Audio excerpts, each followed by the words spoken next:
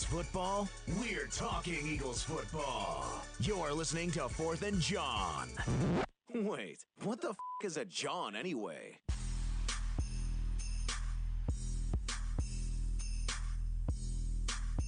What's up, Philadelphia? We are live, broadcasting from the beautiful new media studios right outside of Philadelphia. Welcome to 4th and Jawn, episode number 6, a.k.a. bye-bye to the bye week, a.k.a. thanks for nothing, Chip Kelly, you fat porky pig-looking douche bucket, a.k.a. hey, Redskins fans, it was just the Browns. It was just the Browns. A.K.A. the Wentz wagon rolls again. A.K.A. Tom brought a roll of toilet paper into the studio. I'm not exactly sure why, but we'll get to that. Boys and girls, we missed you. But now we want to bring on to the line the man who will be on the post-game show on Fox 29 from PhillyInfluencer.com, Mr. Sean Brace. How you doing, Sean? Yeah, 4th and Jawn. How's everybody doing? Let's go.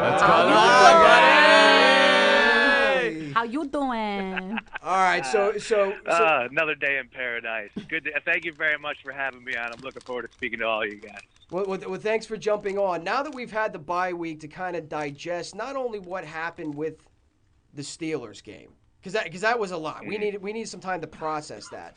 We had an opportunity to look at the rest of the NFC East and see what's going on with them. First, touch on your reaction to the Steelers game, and then what you saw from the rest of the NFC East during the bye week. The Steelers game was absolutely surprising. I had them pegged for a loss, 27-23. I said that I could be wrong. I could see the Eagles pulling it out, but that's. Every time I talk about the Eagles, and I'm sure you guys roll into this just a little bit as well, and you talk about Carson Wentz, you start just getting a little carried away, and you almost want to just go the other way just to bring it back down to normalcy. But, I can't even do that. And when he goes out there against Pittsburgh, I'm talking about, Carson, the offense and the defense, the way they played, you're over the top a little bit, but they've earned it. They've earned exactly everything, the praises that are coming out of our mouth. So I look at just that Steelers game was shocking. I can't believe the way it went down. It was an absolute beatdown. It was over at halftime, and I really do think the Eagles are that good because bottom line is the defense is that good. That's where my mind goes to immediately. Second, the NFC East as a whole. Yeah, I mean, look, it's the NFC East, so I can't get caught up like the Skins. We're all sitting there going, they're 0-2. They go up to New York. If they lose that game, I think that game was in New York. If they lose that game, they're 0-3 to start the season. Right. And then all of a sudden they win that game, and now they're 2-2, and it's just like I thought the Skins were done. I thought the Cowboys were going to be hurting without Tony Romo.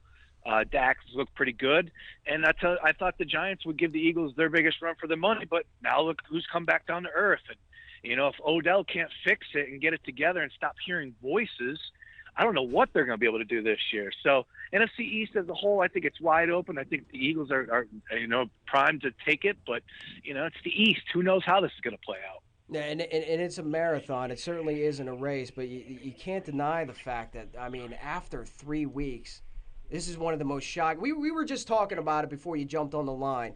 You go way back as an Eagles fan. You remember, obviously, what it was like with Chip Kelly. I was listening to you on the radio when Chip came in and there was hope there. And then when Donovan was drafted number 2 overall, there was hope there. But wouldn't you agree that with Carson Wentz and this fan base, there's something different about what's going on in Philadelphia that we haven't experienced, I can't remember ever. Yeah. Well, I look at, my mind automatically goes back to Donovan and then just how incredible he was, how anytime the Eagles took the field with him at the quarterback position, you had a chance of winning. It was after that Rams playoff game that you really started feeling that way. But with Carson, I'm looking at it right now thinking we're playing with house money. I think that has something to do with it this year. But I apologize if I'm not even thinking about right now. I'm thinking about 2-3 years from now and just how polished he looks right now and poised. And I say 2-3 years from now, if you're telling me last 2 weeks ago that, he reminds me of Peyton Manning in the in the film room. What are you going to tell me in 2 to 3 years from now? And I just don't think it's going to stop him. If he's able to remain healthy, that's the first thing that we need to think about, because he did get hurt a little bit there at North Dakota State, obviously bruised some ribs in preseason. So, and he can't take those hits. And I think that's one of the number one message that everybody's telling him as far as inside the locker room. And I know Peterson said the same thing during the press conference, that he can't take those hits. So if he's able to remain healthy and continue to progress this year, I start thinking about year 2 and 3. And I'm sorry, I'm watching the Sixers right now. I'm watching Joel Embiid. That's what's going through my mind right there. It's not about this year. It's like, wow, What is it? What are we going to look like in 2 to 3 years now? And that's when the runs start to really go at it. Speaking of which, give everybody an update, because we don't have it here in the studio. How's Joel looking? I just stepped out. Joel looks, obviously he's going to be a little rusty. Right. But my goodness, he hit a 3 to end the first quarter. Ooh. He's all over the court. He looks like he's the truth. It looks like it's the real deal. If he can stay healthy, it's as good as advertised. Dario Saric looks darn good. He's pulling up from 3. We actually have players this year. That's the difference. It's a shame that Ben Simmons is not able to go, but we have guys that you can count on to make you a bucket. And like I said, I'm not even looking at this year. I'm looking at next year and the year after that, going, wow, if we're able to put this together, get some good free agents, who knows what we're talking about then. Oh, and it's such a funny thing, looking at it in a broader, like, let's say 4-for-4 scope. We remember those early 2000s when you had AI there at the Wells Fargo Center. You had McNabb.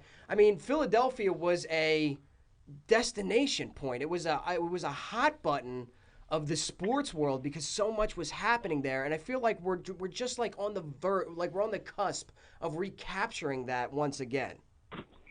I agree, and you're a big Flyers guy. You know darn well what they have coming up through the ranks. The Sixers, I think we're all on board. Ben Simmons looked amazing. Obviously, if he can get healthy, which we fully expect. Joel, Dario Saric, they're putting it together. The Eagles, and then the Phillies, who knows? But I think you're exactly right. When you talk about the 4 teams, we're back. We're back. Let's put it that way. Especially Philly next is back on the map, baby, and I love it. Philly is back on the map. Thank you, Villanova. Speaking of hope, because we were back on the hope thing, right? And before you jumped on, we said that hope's kind of a dangerous drug. Either some people will reject it, or some people will overdose on it. We all kind of feel like we're overdosing on it. But if it does come crashing back down to earth, A, how does it happen? And B, does it happen this week against the Lions? Yeah, that's where my point comes in. It's just like you almost have to go the other way. We wiped the Steelers up 34-3, and I'm saying to myself, we caught them on an off day. I don't know. If we played them again, I think the Steelers would run with us. I don't really believe that. I think the Eagles were just ready to go, and regardless, if you play that game next week or the week after that, I think the Eagles run with them again. So I'm totally with you as far as the hope. How does it, if it comes crashing down, is it? Am I taking the easy way out by saying Carson goes down with an injury? I don't have confidence in Chase putting it together, Chase Daniels. So I just think if Carson goes down, I think the offense comes to a screeching halt, and we're struggling there. Does it happen this week against the Lions? No. I mean, how many times have we seen this Lions team, Matthew Stafford? How many chances does he get? Yeah, I think we know who he is. I was just reading an article today where he was like, communication needs to be stepped up. I'm like, dude, how many years have you been in the league? And it's week 5, and you're talking about damn communication. It's like, enough of the excuses already. Put it together, or it's on you, and you'll be a Jay Cutler type. And Jay Cutler had his run, and he made the playoffs. And they make the NFC Championship game, lost the Packers. You're an okay quarterback, but you're not that next level type guy. And I think that's the way we're looking at Stafford. I think the Eagles win this week. I really do. And I think Vegas is telling us that as well with that line. It just flipped, and now the Eagles are favored. But it opened up at a short number. I thought the Lions would be a 3 or a 4-point favorite, and that wasn't the case. They opened up at 2, and now here the Eagles are favored into that game. We'll see, but I think the Eagles go up there and they handle business. Right. All right. So here's my final question for you. All right.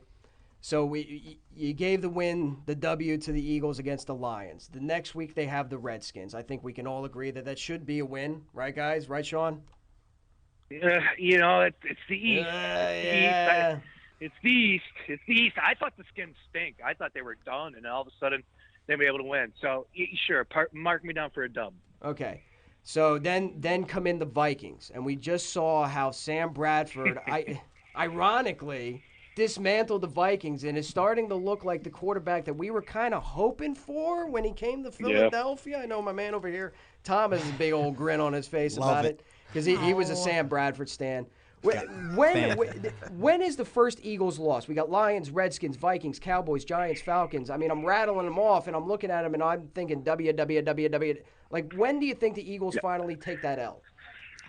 19-0, E-Rock. 19-0. Look, if they go to Detroit and win on the road, it's like that's not easy to do. So if they're able to do that and handle business, who knows? I know. I'm trying to give you an answer. I think it's a division opponent. Right? You want to hear the true answer? I just think a division opponent, will beat them, and that's not saying they're a better squad. It's just the East. These are rivalries. People get amped up, People lose sleep over these sort of games. And for the Skins to go down there, and we'll see what happens, but I think the Skins have a decent offense, a little dink and dunk that they can move the football, get rid of it.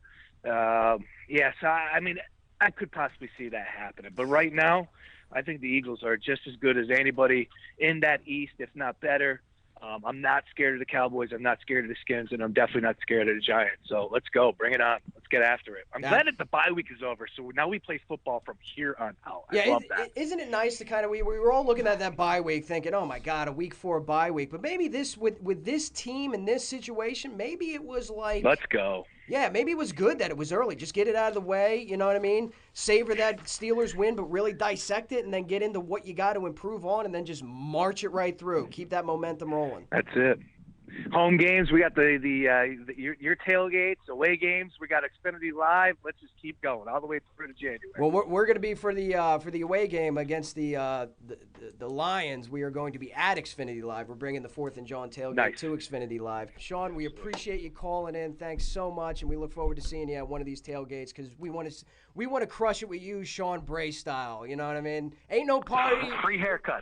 Ain't no party like a Sean Bray's party because the Sean Bray's party don't stop. Love it. My man. I appreciate that, guys. You guys have a great evening. Go Birds. All right, Go Birds, take care, baby. man.